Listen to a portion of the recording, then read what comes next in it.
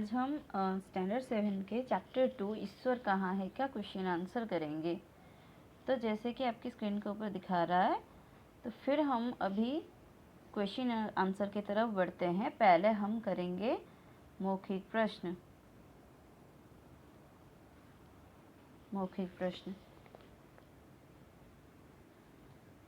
अभी ध्यान देकर स्क्रीन की तरफ देखिए। पहला प्रश्न है कि कॉफ़ी हाउस कहाँ था, वहाँ कैसे कैसे लोग आते थे। आपको अभी स्क्रीन के ऊपर दिखाई दे रहा होगा आंसर। कस्बे के समुद्र तट पर कॉफ़ी हाउस था, वहाँ देसी विदेशी यात्री और मलाह के लोग आते थे। तो द्वितीय प्रश्न, अफ्रीकी गुलाम ने अपना खुदा किसे बताया। अफ्रीकी गुलाम ने मैन की तलवार को अपना खुदा बताया क्योंकि वो उसका हमेशा रक्षा करता था। गौ नंबर का क्वेश्चन, अंध व्यक्ति अंधा कैसे हो गया। अंधा व्यक्ति इसलिए अंधा हो गया था क्योंकि वो यह जानना चाहता था कि सूरज की रोशनी क्या है, इसलिए वो घंटों सूरज की ओर देखता रहा। फलस्वरूप वो अपने आँखों को हमेशा के लिए खो बैठा। अभी हम प्रश्न घ की तरफ बढ़ेंगे। प्रश्न है, मछेरे के अनुसार सूरज कहाँ से निकलता है और कहाँ से डूबता है।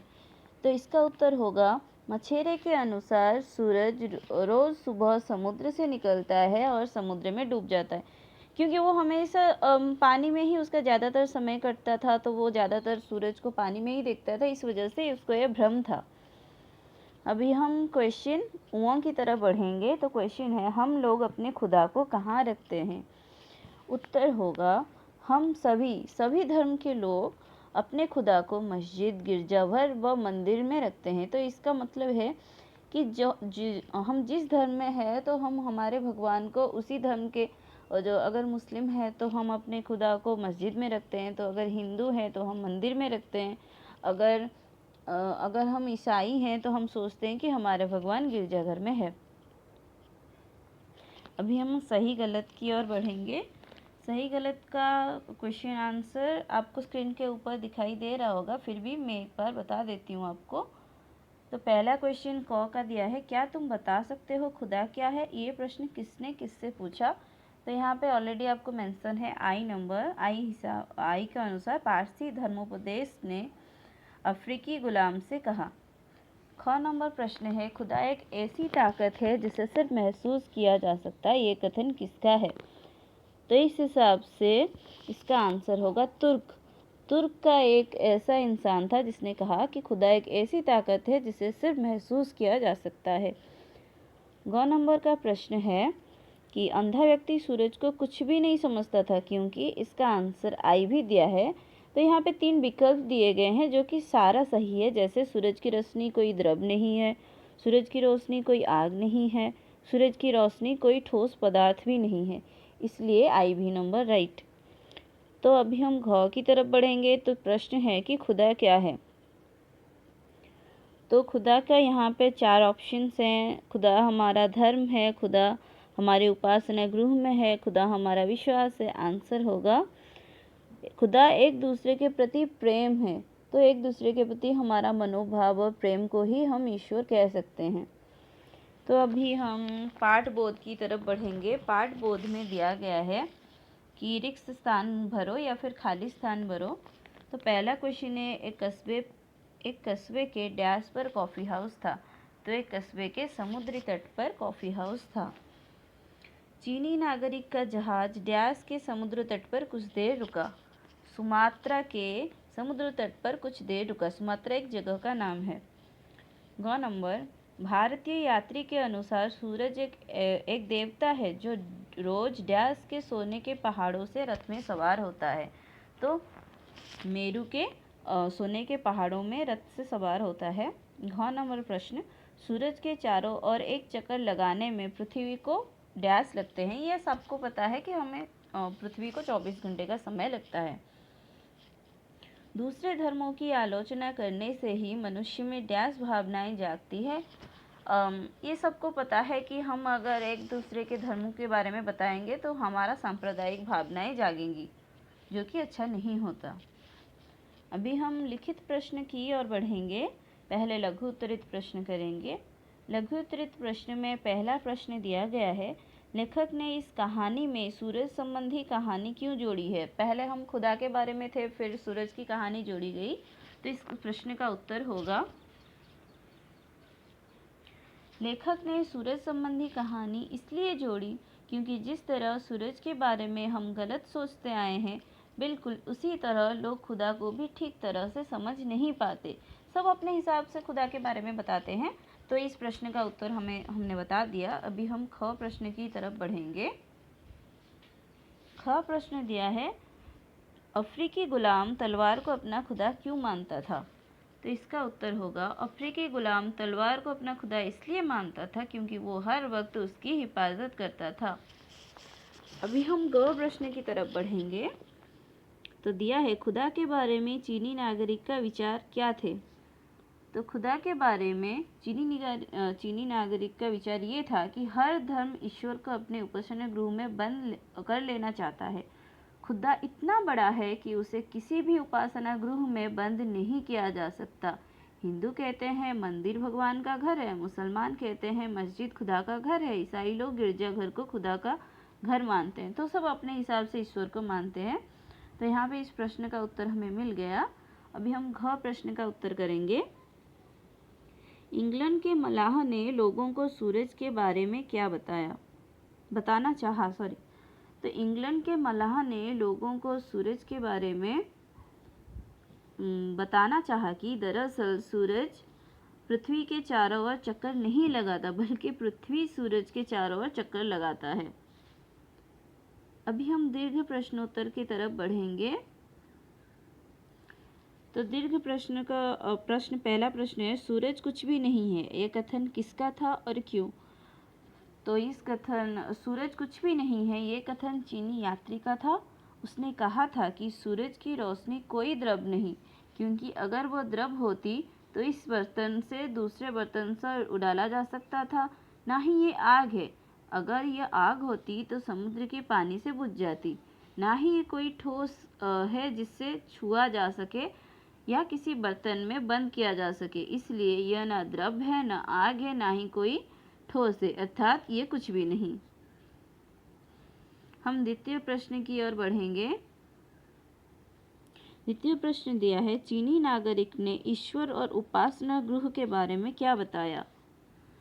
उत्तर है,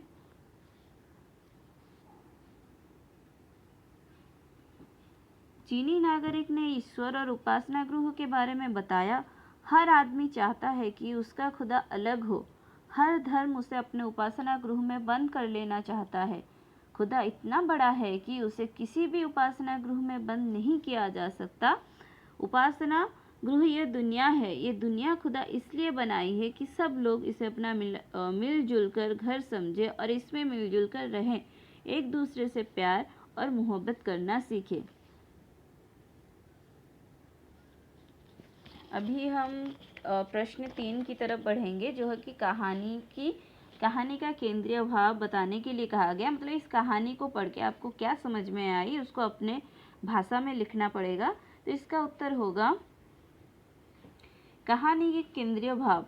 इसका केंद्रीय भाव ये है कि ईश्वर और कुछ नहीं, हमारा विश्वास है। एक दूसरे के प्रति प्रेम भाव है। ईश्वर मंदिर, गिरजाघर व मस्जिदों में नहीं, बल्कि पूरी दुनिया में अदृश्य रूप में विद्यमान है, जिसे हम अनुभव कर सकते। अतः हम एक दूसरे के प्रति धार्मिक विश्वास का आदर करना चाहिए और ईश्वर की पवित्रता पर श्रद्धा रखनी चाहिए। अभी हम प्रश्न 4 की तरफ बढ़ेंगे, जो कि वाक्य का अर्थ स्पष्ट करने के लिए दिया है। पहला वाक्य है कि ये है मेरा खुदा, ये हर वक्त मेरी हिफाजत करता है। इसका अर्थ होगा, एक पारसी धर्म के धर्मोपदेश ने अफ्रीकी गुलाम से प्रश्न किया कि क्या तुम बता सकते हो कि खुदा क्या है। प्रश्न के जवाब में उसने कहा, तलवार ही मेरा खुदा है, ये हर वक्त मेरी सुरक्षा करता है। ख नंबर में वाक्य दिया है कि हर आदमी का अपना एक विश्वास होता है और यह जरूरी नहीं कि एक का विश्वास दूसरे के विश्वास से मेल खाता हो। तो जिसका उत्तर होगा, हर व्यक्ति ने ईश्वर के बारे में अपने विश्वास के अनुसार कहना शुरू किया। चीनी दार्शनिक कन्फ्यूशियस का एक शिष्य कॉफी हाउस पर बैठा सभी की बातें चुपचाप सुन रहा था। लोगों के आग्रह करने पर उसने अपने विचार रखे कि हर आदमी का अपना एक विश्वास होता है और यह जरूरी नहीं कि एक का विश्वास दूसरे के विश्वास से मेल खाता हो। अभी हम प्रश्न गौ की तरफ बढ़ेंगे। तो प्रश्न है, क्या ये सब उपासना गृह उस उपासना गृह के बराबर हो सकते हैं जो खुदा ने हम सबके लिए बनाया है? जिसका उत्तर होगा, लेखक ने अभी उपासना गृह को एक दुनिया बताया है। यह दुनिया खुदा ने इसलिए बनाई है कि सब लोग इसे अपना मिला जुला कर घर समझे और इसमें मिलजुल कर रहें। इसलिए सभी उपासना गृह उस उपासना गृह के बराबर नहीं हो सकते जो खुदा ने हम सब के लिए बनाया है।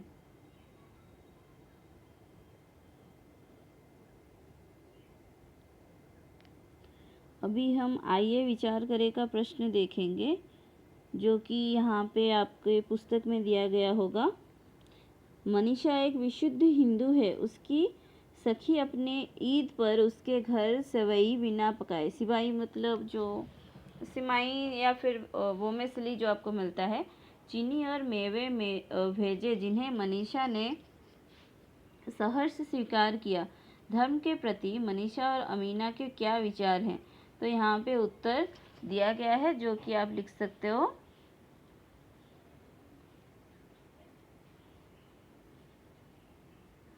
अभी हम सही भाववाचक भाषा से का प्रश्न उत्तर करने जा रहे हैं। सब अपने स्क्रीन पर देख सकते हो कि भाषा से का क्वेश्चन आंसर। पहला क्वेश्चन है, खुदा एक ऐसी डैश है जिस सिर्फ महसूस किया जा सकता है। जिसका उत्तर होगा, खुदा एक ऐसी ताकत है जिसे हम सिर्फ महसूस किया जा सकता है। ख नंबर, तुम्हारे द्वारा कही गई बातों में डैश होती है। उत्तर होगा सच्चाई। तपस्वी अपने डैश छोड़कर खड़ा हो गया। तपस्या। आज मनुष्य में डैश लुप्त हो रही है। मनुष्य में मनुष्यता लोप पा रहा है। एक लंगड़ा आदमी छड़ी का डैश लिए वहां से गुजर रहा था। तो ये इसका उत्तर होगा सहारा। अभी हम प्रश्न 2 की तरफ बढ़ेंगे। नीचे दिए गए संज्ञा शब्दों से बने उपयुक्त विशेषण के सामने सही का चिन्ह लगाएं। भारत